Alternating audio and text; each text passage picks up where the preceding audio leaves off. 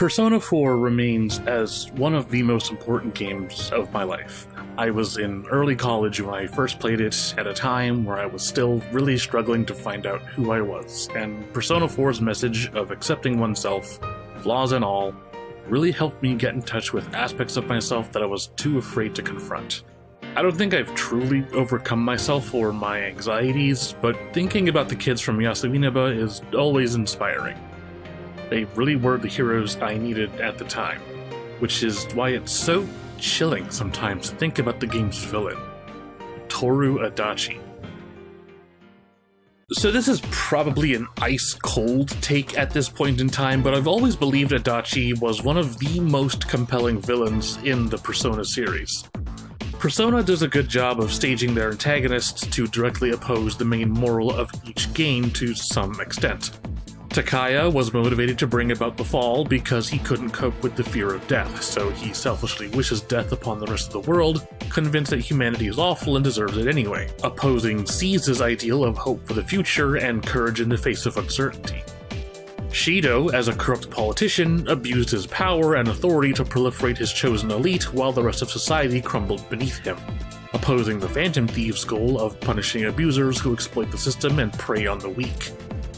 But when the investigation team corners Adachi and finally asks him why he did everything he did, there's no grand conspiracy or big motivation driven by some fantastic consequences. He did it because he was bored. After a serial murder spree that claimed 2 victims, 1 incidental victim, and 6 additional murder attempts, including 4 of your friends and your younger cousin, all Adachi has to say for himself is, "I did it because I'm fucked up." Really, what other excuse could there have been? Adachi is a psychopath, pure and simple. In a game whose greater moral is about accepting and overcoming the darker aspects of oneself, Adachi's inner self is the worst kind of filth humanity can be. And what's really sobering about Adachi is specifically how simple he is, in every aspect of his character. When Magikura and I played the game for the first time, we were so unconvinced that Adachi was the killer that we would frequently just joke that, "Ooh, Adachi's the killer," every time he showed up, even though neither of us really believed it. By that time, we had both played Phoenix Wright once each, which obviously meant we were ace detectives. When it came time to finally name the culprit, we had already blown 2 of our guesses, so we threw away our third as we jokingly said, "It has to be Adachi," only for our amusement to slowly transform into astonishment as all the facts started to line up. Far from the bombastic and cartoonish culprits of a Phoenix Wright game, Adachi is overwhelmingly ordinary, and most of it is owing to his visual design. Adachi's character design is perfectly crafted to express his normalcy. His unremarkable shaggy hair, his cheap suit and crooked necktie, his lousy posture, even his facial features are kind of dopey and imperfect. Unlike the flawless anime Adonis that you play as, he's so specifically and deliberately average. It's why his psychopathy hits a little harder than most. Nothing made him this way. There's no dramatic backstory or big inciting incident that forms the foundation of his motivation.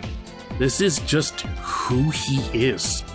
And by the time you discover Adachi as the culprit, the game does everything it can to condemn him, to show you how wrong he is, that he's just a petulant child who's making excuses for all his failings as a human being. And, well, yeah, we should be condemning Adachi. He's a psychopath. He killed people and orchestrated the effective genocide of the human race. He is wrong. And when I played the game for the first time, that's kind of where I concluded with him as a character. An ordinary man, rotten to the core, and driven to madness by his own delusion and inability to overcome himself. But over time, something crazy happened. I got older, and I started to understand Adachi. Now, I'm not going to say Adachi did nothing wrong, because that's untrue. He absolutely did a big wrong, and he's a huge piece of shit. But that doesn't mean he can't be sympathized with. And all it took was a few years of working at a shitty job to put me in his perspective. Allow me to illustrate. There's a certain threshold you cross as you graduate into adulthood, when you start to realize that your time is no longer unlimited. Life comes at you fast, and it starts to feel like opportunities slip away faster than you can see them. You take a job somewhere, anywhere, just to pay the bills. The tedium begins to set in, and time just seems to meld together into an indistinguishable mess. Weeks become days, days become hours, hours become seconds. Every day, clock in, clock out, clock in, clock out, every single day, rinse and repeat. You lay in bed at night, the only place where time seems to slow down just long enough for you to grasp the creeping dread in the back of your mind. This could be it. This could be the rest of your life. It disgusts you, but what can you do? You gotta pay those bills. You don't have a choice. You are trapped in this existence until the day you die, lonely and forgotten by everyone. That is Adachi.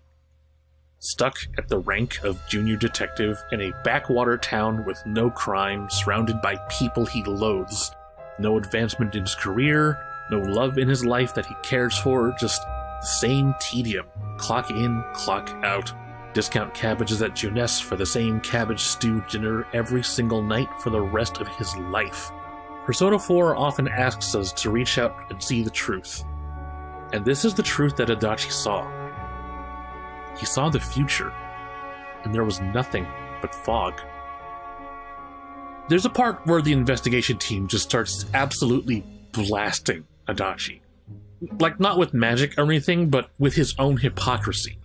And despite giving a callous and casual monologue just seconds ago, Adachi snaps.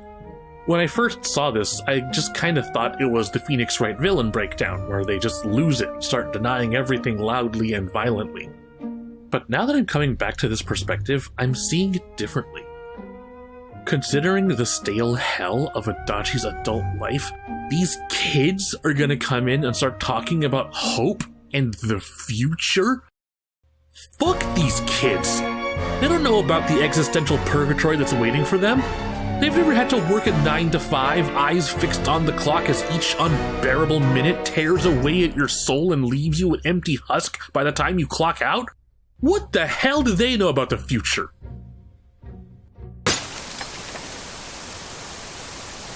We often recognize what it means to be an everyman hero, but no one really thinks about an everyman villain. Adachi is the postman who snaps and goes on a shooting spree. Adachi is the arsonist who sets his office on fire. He's not a supervillain, but he's the kind of horror that only human beings are capable of inflicting upon themselves. The game even utilizes its imagery, mechanics, and stylings to show you what exactly Adachi is. His dungeon, a manifestation of his inner turmoil, sees the whole town of Yasuinaba as a desolate ruin, plastered in police tape, trapping him inside with nowhere to go and nothing to do except rot. It's also important to make the distinction that when you fight Adachi, you're not fighting a shadow of Adachi, you're fighting the real human being. Make no mistake, he summons a persona. It even uses the same graphic for when the heroes summon a persona. By the game's own definition, that means he's accepted himself, the psychopathic monster that he is. And most telling of all, his persona is the same as your starting persona. The game is sparing no effort to show you that Adachi is you. No, not you, Narukami, the character, but you, the player. Now, I don't intend to imply that everyone is secretly a cabbage-munching serial killer, but it's important to recognize that the kind of isolation and despair that Adachi experiences really can twist you into a monster if it continues to fester. And it's important to establish this parallel because Persona 4 has spent every moment of the game until this point showing you how to not be Adachi. Even though he has Izanagi just like you do, you've been swapping up personas and growing in power all game long. Izanagi is how you begin. You're meant to outgrow him. By opening yourself to others and forging social links with other people, You allow your friends to awaken parts of yourself that they bring out in you, and their strength literally becomes yours as you create stronger personas using their own arcana. You've grown, but Adachi hasn't, allowing his Izanagi to become a defiled, twisted version of itself. Both you and Adachi have the same potential for growth and improvement, but rather than working towards it, Adachi would rather make excuses for his shortcomings. There's this line he says right here. Those who actually succeed in life, they just happen to be born with a magic ticket called talent. If you don't have it, you can either accept or deny that fact until you die. That's your only choice. When you start Persona 4, you don't have any talents. You have 0 applicable social skills, and the game even goes as far as to show you dialogue options with stat thresholds long before you're able to reach them, as though to show you, this is what you could be saying if you were cool. But unlike Adachi, you spend the time to improve yourself. You fold those paper cranes, you work that creepy night shift at the hospital, you go fishing in the river, you tutor that shitty child. And slowly, one by one, your skills increase, and by applying yourself, new paths and friendships open themselves to you. And at the end of the journey, after all the friends you've made and all the power they've unlocked from within you, you finally face Adachi, and you're so much stronger than him. The fight itself is practically a joke, but like everything else in the TV, it reveals what he truly is. A sad, weak, pathetic man who is only capable of lashing out violently at everyone around him. I'm not saying that Adachi is deserving of forgiveness because he isn't, but I am saying that it is absolutely worth understanding his perspective. It may even be true that he was dealt a bad hand in life, but it was his own weakness and inability to overcome himself that led him towards this self-destructive spiral. What's sadder still is that he didn't have to be alone. There were people in his life that he just took for granted, an irony that even he himself regrets. More so than just being a reflection of the worst of humanity, Adachi is a cautionary tale of what happens to people who shut themselves away from society. And it's just as important to remember the parts of Adachi that make him human just as much as the parts that make him a monster. Adachi isn't a good villain just because he's crazy. He's a good villain because he's real, and that you can make a villain out of the simple human terror of adulthood.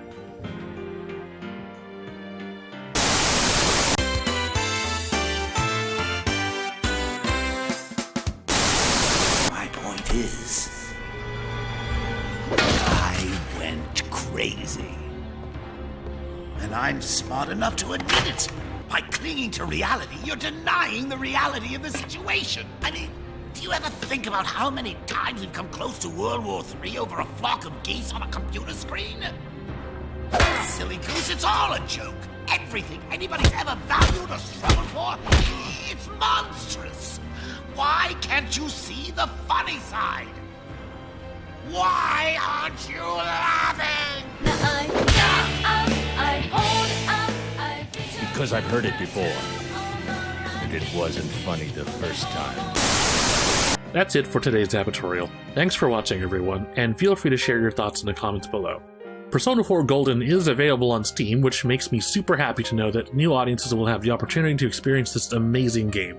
The truth of this shitty reality demands that I ask you leave a like on this video and to subscribe to SugarPunch and hit the notification bell for all the latest anime and game content. We also have a Patreon because we don't make a single cent off of these videos, which allows us to keep them ad-free. If you do feel like supporting the channel, our patrons receive early access to all of our future videos. It is August 2020 as of this writing, and I know we're living in a time that's more isolated than ever, but that's why it's important to cherish those in your life and stay connected in any way that you can. There's a lot of fog out there, but you gotta reach out, embrace the truth, and make the best of yourself. I'm ABI. Take care of yourselves out there.